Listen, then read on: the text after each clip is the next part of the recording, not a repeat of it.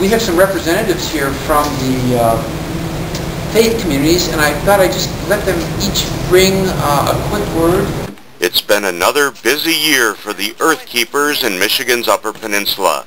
The impact of numerous environmental projects created by the Northern Michigan Earth Keepers over the past few years is measured in the hundreds of tons. This as 15,000 residents have turned in hazardous waste, teens are restoring wild rice beds, businesses and homes are reducing power consumption, and thousands of dollars has been raised to protect Lake Superior.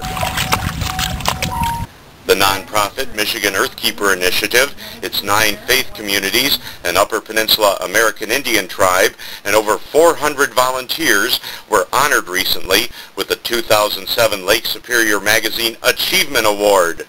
This crystal plaque from Lake Superior Magazine will be shared by the Keweenaw Bay Indian Community and the 9 faith communities. Lake Superior Magazine editor Connie LeMay, who traveled from Duluth, Minnesota to Marquette, Michigan to honor the Interfaith Environment Project, said the annual award, established in 1994, recognizes organizations or individuals who have improved the well-being of Lake Superior and its residents. Presenting this engraved crystal plaque during a September 17, 2007 ceremony at Presque Isle Park in Marquette, LeMay said, quote, "The spiritual role model of the Earth Keepers certainly has improved the well-being and environmental awareness of Upper Michigan's residents. It has offered a concrete way to action." LeMay cited 334,000 pounds worth of environmental impact just since the signing of the Earthkeeper Covenant in July 2004 by the leaders of 9 faith communities. The Lake Superior Magazine November 2007 issue honors the Marquette-based Earthkeepers, whose environmental projects include annual Earth Day hazardous waste collections, an energetic student team at Northern Michigan University with its own projects, wild rice restoration, an energy summit, and most recently, a classical music concert to protect the biggest, deepest, and coldest of the Great Lakes that Native Americans call Gitche Gumee.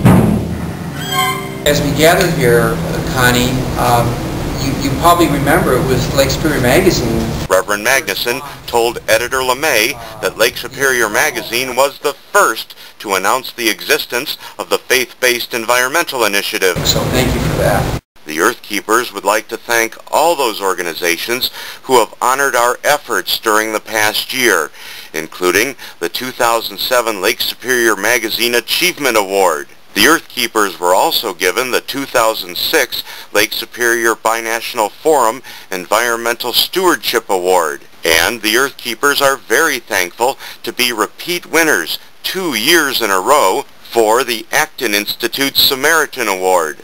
The Acton Institute's Samaritan Award leads to a feature story in World Magazine. The Earthkeepers and the Cedar Tree Institute in Marquette were named by World Magazine as one of the top 15 hardest-working faith-based nonprofits in America. I'll introduce to the Cedar Tree Institute John Magnuson, and from the Superior Watershed Partnership, Carl Lindquist. Would you please come up here? The project is co-sponsored by the Cedar Tree Institute, the Superior Watershed Partnership, the Keweenaw Bay Indian Community, and the congregations of over 140 churches and temples. They are Catholic, Episcopal, Lutheran, Presbyterian, United Methodist Church, Unitarian Universalist, Baha'i, Jewish, and Zen Buddhist. At the ceremony, United Methodist Church Marquette District Superintendent Grant Lobb accepted the Lake Superior Magazine Award on behalf of the faith leaders. The covenant was signed by leaders of the 9 faith communities in 2004, pledging to actively protect the environment and reach out to American Indian tribes. Reverend Magnuson honored the memory of one of the first signers of the covenant, Episcopal Diocese of Northern Michigan Bishop James Kelsey, who was killed in a June 3, 2007 traffic accident. There's a couple of other folks who are not here. Jim Kelsey, who has been one of our true point people for the religious leaders. Many of you know he died in a tragic accident in June. Reverend Magnuson said, quote, "Jim Kelsey's spirit will carry us on." We had a memorial circle for him, the Earthkeeping community, and in his obituary, in the tributes made to him by people from around the country who came to his funeral, he was known as the environmental bishop, and that was because of this work that he partnered with us on. Earthkeeper projects are funded by generous grants and donations from the United States Environmental Protection Agency, Thrivent Financial for Lutherans, faith communities, KBIC, and the public. Also the Keweenaw Bay Indian Community, very quickly. They have been, the Native people have been with us on every one of our initiatives, and we lift and honor them. Now a look at the annual clean sweeps.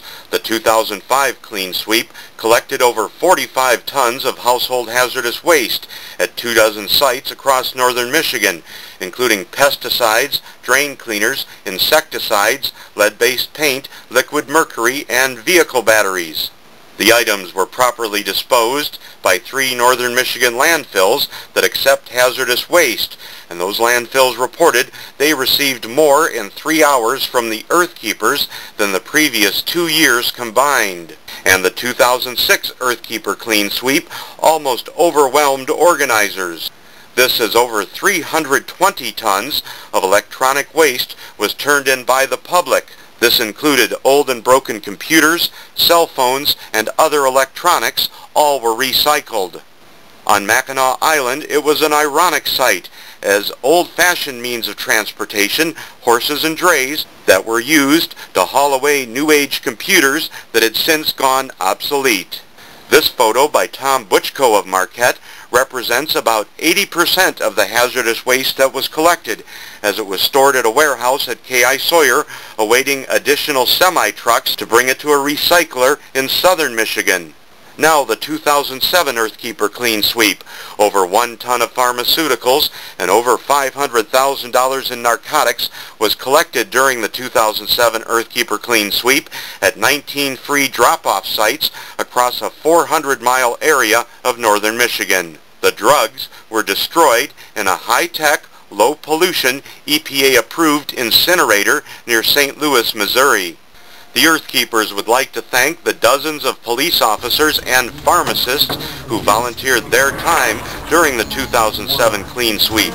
People are cleaning out their cabinets at home, their storage at home, and we're able to dispose of all these medications in a proper manner.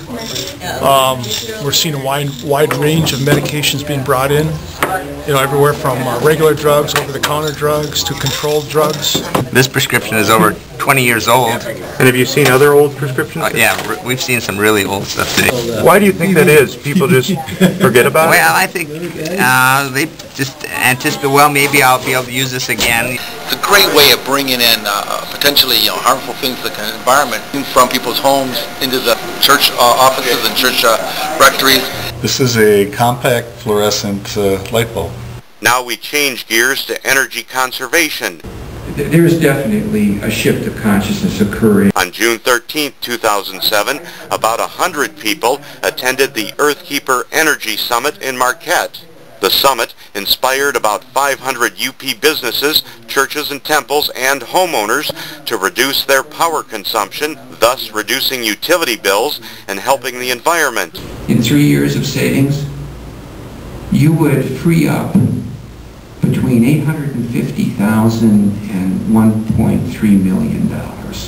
Are my neighbor the poor of the world? Are my neighbor the four-legged? Are my neighbor future generations who have no say what kind of world they're inheriting? Our children, grandchildren, to the 7th generation. The Earthkeepers had another project. This was a Lake Superior Day benefit concert. New music composed.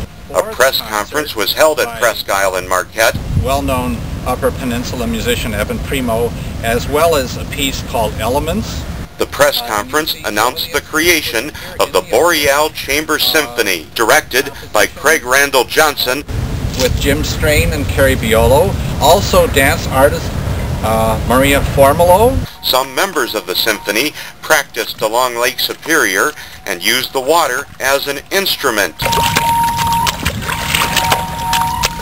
Over 500 people attended the one-night-only concert to raise money to protect Lake Superior. I'm Greg Peterson, and you're watching Earthkeeper TV.